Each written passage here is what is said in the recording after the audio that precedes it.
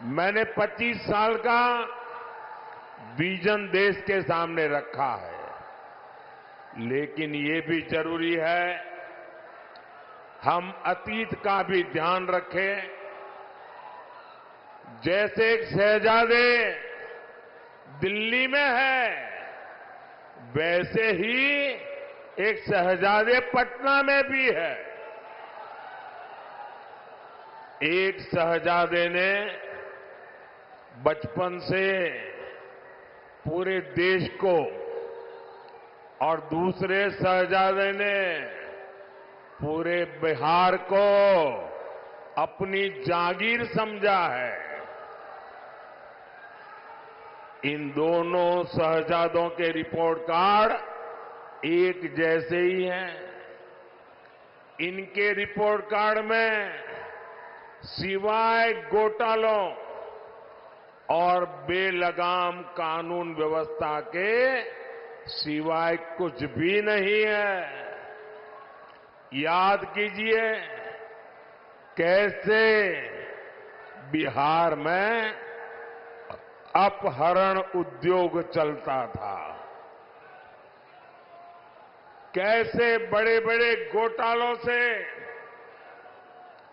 बिहार के खजाने को लूटा जाता था, कैसे शाम होते ही हमारी बहन बेटियां घर से निकलने में डरती थी, कैसे नौकरी देने के पहले जमीन लिखवा ली जाती थी।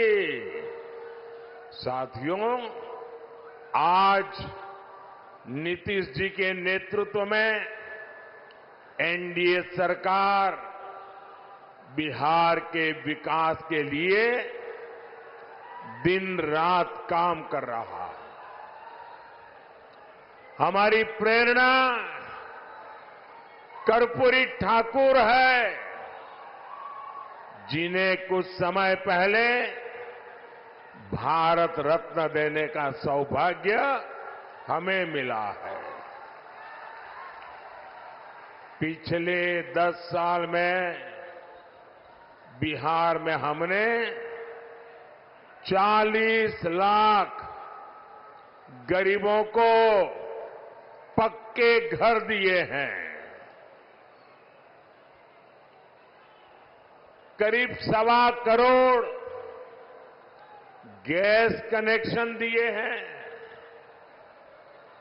आज गरीबों को मुफ्त राशन, मुफ्त इलाज मिल रहा है। और अब मोदी ने ये भी तय किया है कि आपके परिवार में बिहार में कोई भी 70 साल की ऊपर के बुजुर्ग होंगे तो अब उनके संतानों को उनकी बीमारी में इलाज का खर्चा नहीं उठाना पड़ेगा। अब ये खर्चा दिल्ली में आपका ये बेटा उठाएगा।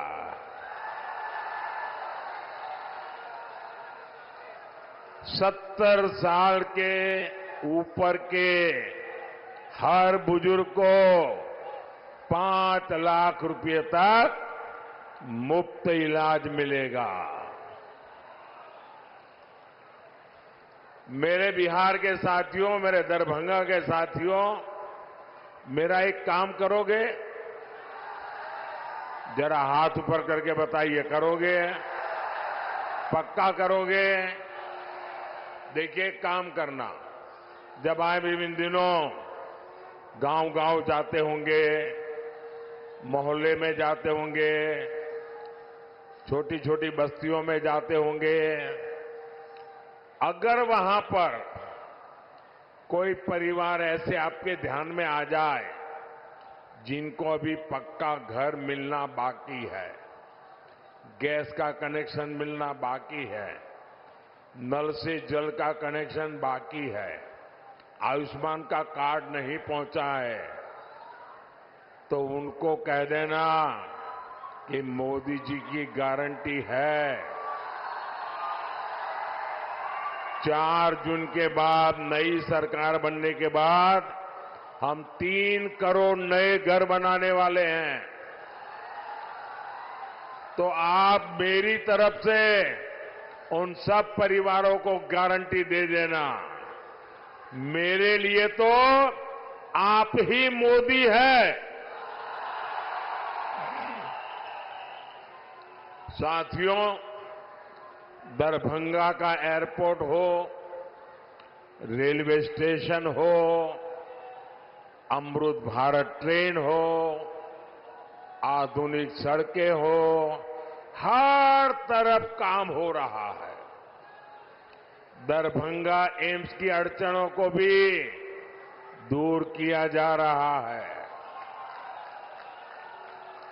साथियों, जब विकास की बुनियाद मजबूत होती है तभी उद्योग और रोजगार पैदा होते हैं। यहां दरभंगा में आईटी पार्क भी बना, जिससे युवाओं के लिए नए अवसर पैदा होंगे। मिथिला में मखाना, लीची और आम खूब होता है।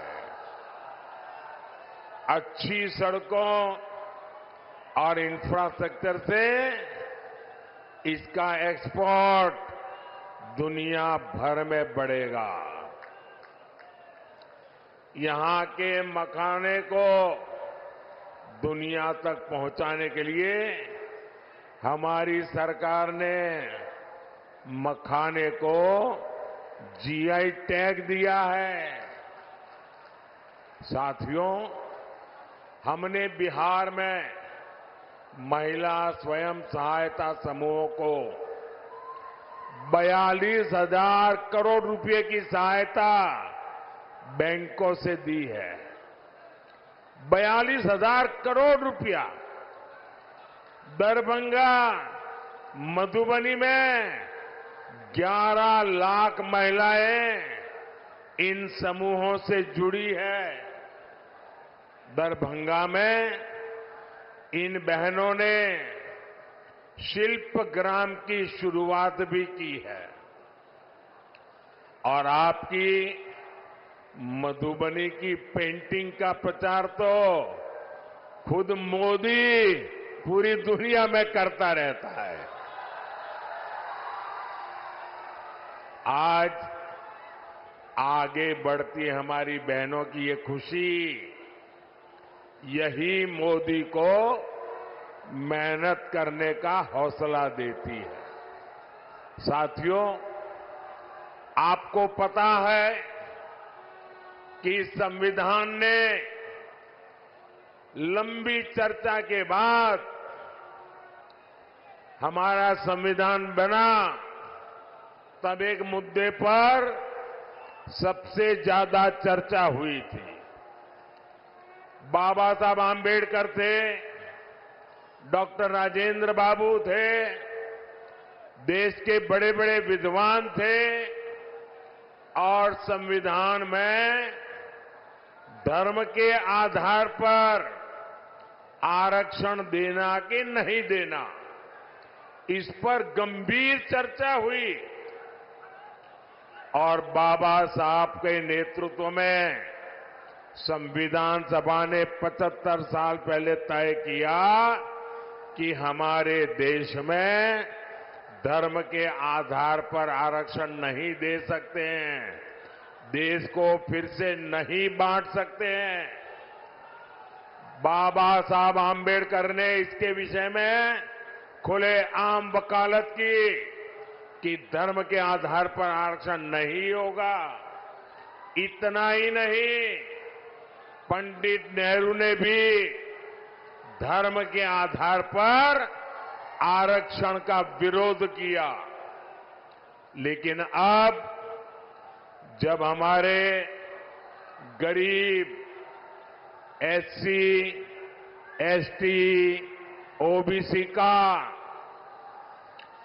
कांग्रेस से मोह भंग हो गया है, तो कांग्रेस नेहरू जी की भावना के खिलाफ जा रही है, बाबा साहब आंबेडकर के पीठ में छुरा भोंक रही है, संविधान को तोड़ने मरोड़ने में लगी है।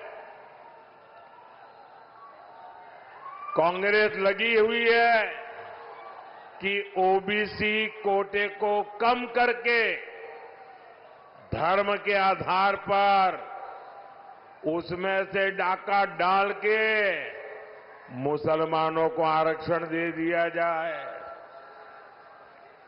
दलितों के आरक्षण में से डाका डालो, आदिवासियों के आरक्षण में से डाका डालो, और कांग्रेस की साजिश में आरजेडी भी कंधे से कंधा मिलाकर चल रही है। 2007 में बिहार के शहजादे के पिताजी ने मुस्लिमों को ये आरक्षण में से निकाल करके कोटा देने की बात कही थी। रेल मंत्री के रहते हुए उन्होंने रेलवे अधिकारियों को कहा था कि मुस्लिमों के लिए कोटे का इंतजाम किया जाए। सोचिए, ये एससी, एसटी, ओबीसी का आरक्षण छीनकर को मुस्लिमों को देना चाहते हैं। आप मुझे बताइए, धर्म के आधार पर ओबीसी, एससी, एसटी आरक्षण अगर कटेगा तो यादव, कुर्मी, इन समाज का हक भी बचेगा क्या? सब कुछ खत्म हो जाएगा। पासवान, मुसहर, रविदास, दानुक समाज के हक पर ये डाका डालने में उसकी फिराक में है। साथियों, मैं पिछले 12 दिनों से कांग्रेस को और उनके चट्टों बट्टों को आरक्षण के मुद्दे पर चुनौती दे रहा हूं। मैंने उनसे कहा है, मैंने लिखित में मांगा है कि इंडी गठबंधन धर्म के आधार पर एससी, एसटी, ओबीसी का आरक्षण छीन करके मुसलमानों को नहीं देंगे। धर्म के आधार पर आरक्षण के लिए संविधान के साथ खिलवाड़ नहीं करेंगे, लेकिन इनके पेट में पाप है। 12 दिन से मैं मांग कर रहा हूं, ये चुप बैठे हैं। साथियों, मैं आपको विश्वास दिलाता हूं,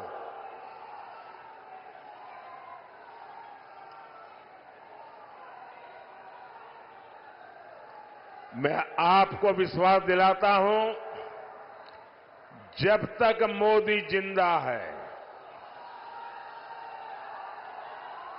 जब तक मोदी जिंदा है,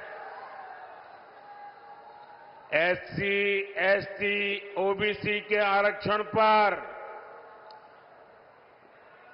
कभी भी मैं खिलवाड़ नहीं करने दूंगा। साथियों, मैंने जब से कांग्रेस, आरजेडी के इरादों को बेनकाब किया है, तो ये लोग बौखला गए हैं। अब आरजेडी ने ये गिनना शुरू कर दिया है कि सेना में कौन हिंदू है, कौन मुसलमान है। यही इनका असली चेहरा है। ये लोग समाज को बांटने के लिए देश की एकता तोड़ने के लिए कुछ भी कर सकते हैं। मां भारती की रक्षा के लिए जो सीने पर गोली खाता है वो पहले भारतीय होता है।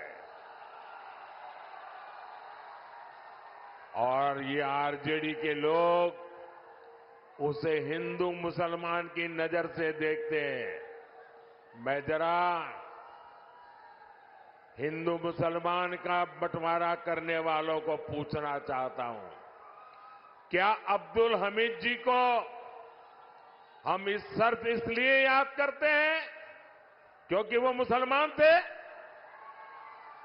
देश को इस दिशा में ले जाएंगे ये लोग। यही लोग सर्जिकल स्ट्राइक पर सवाल उठाते हैं, एयर स्ट्राइक पर सवाल उठाते हैं।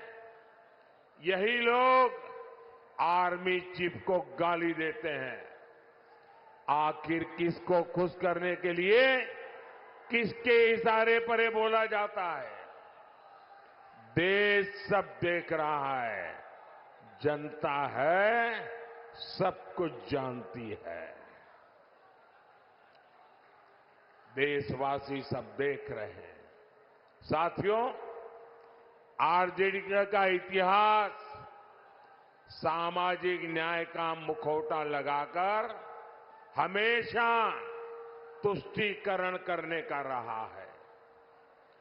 जब गोधरा में कार सेवकों को जिंदा जलाया गया था, तब रेल मंत्री ये शाहजादे के बेटे थे जो सजा काट रहे हैं और जमानत पे घूम रहे हैं।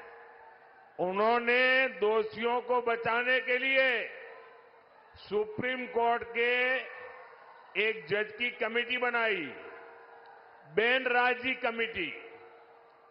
सोनिया बहन का राज था ना, और इसलिए उन्होंने बेनराजी कमेटी बनाई थी। वो जज का नाम बेनर्जी था तो लोग बेनराजी बोलते थे। और उससे ऐसा रिपोर्ट लिखवाया कि 60 कार सेवकों को जलाने वाले निर्दोष छूट जाए। लेकिन ये रेल मंत्री जो अभी जेल में जिंदगी गुजारने के लिए मजबूर है, जमानत पे घूम रहे हैं, अदालत ने उनके इस रिपोर्ट को कूड़े कचरे में फेंक दिया और उन सबको सजा सुनाई। फांसी तक की सजा हो गई।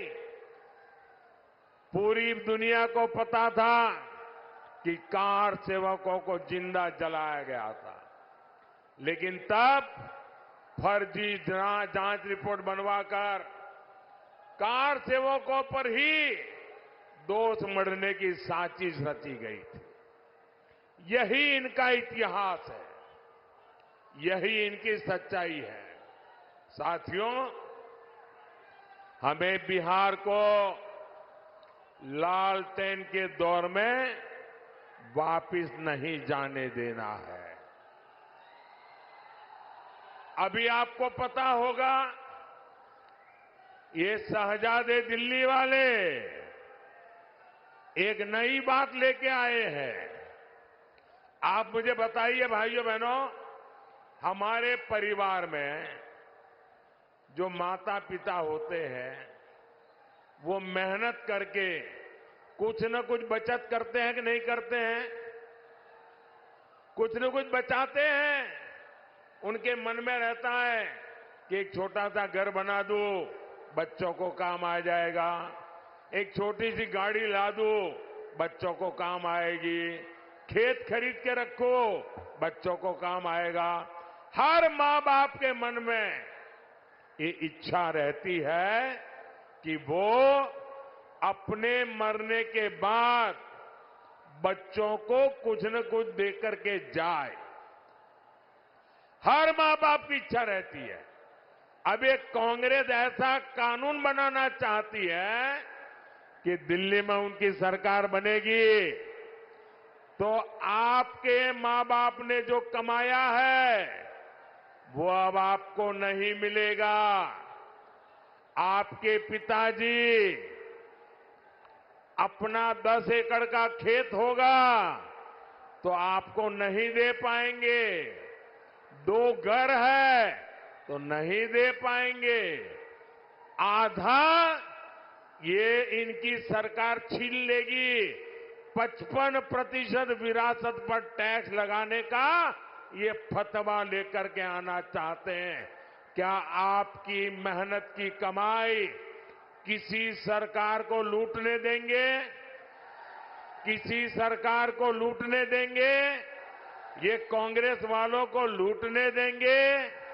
ये आरजेडी वालों को लूटने देंगे? और इसलिए भाइयों बहनों, आपका भविष्य बचाने के लिए, आपके बच्चों का भविष्य बनाने के लिए 7 मई को झंझारपुर में जेडीयू से प्रत्याशी श्री रामप्रीत मंडल जी आए हैं। 13 मई को दरभंगा में बीजेपी से श्री गोपाल ठाकुर जी और समस्तीपुर से एलजेपी की हमारी बेटी श्रीमती सांभवी चौधरी जी, पूरे हिंदुस्तान की सबसे छोटी उम्र की बेटी चुनाव लड़ रही है। आप सब आशीर्वाद दीजिए। ये हमारी बेटी तो जीतनी ही चाहिए। 20 मई को मधुबनी में बीजेपी के श्री अशोक कुमार यादव जी को, ये हमारे इन सभी साथियों को भारी संख्या में वोट दीजिए। और जब आप उनको वोट देंगे ना, तो ये वोट सीधा सीधा मोदी के खाते में जाएगा। मोदी को मजबूती मिलेगी और मोदी मजबूती से आपकी 5 साल और सेवा करेगा। तो घर घर जाएंगे, ज्यादा से ज्यादा मतदान करवाएंगे। पहले मतदान फिर जलपान, ये पक्का करेंगे। अच्छा, मेरा एक काम करेंगे, जरा हाथ ऊपर करके बताइए, करेंगे? मेरा काम करेंगे। यहां से जाने के बाद हर घर जाना, घर घर जाकर के कहना कि अपने मोदी जी दरभंगा आए थे और मोदी जी ने आपको प्रणाम कहा है। मेरा प्रणाम पहुंचाएंगे, घर घर मेरा प्रणाम पहुंचाएंगे। बोलिए भारत माता की, भारत माता की, भारत माता की। बहुत बहुत धन्यवाद।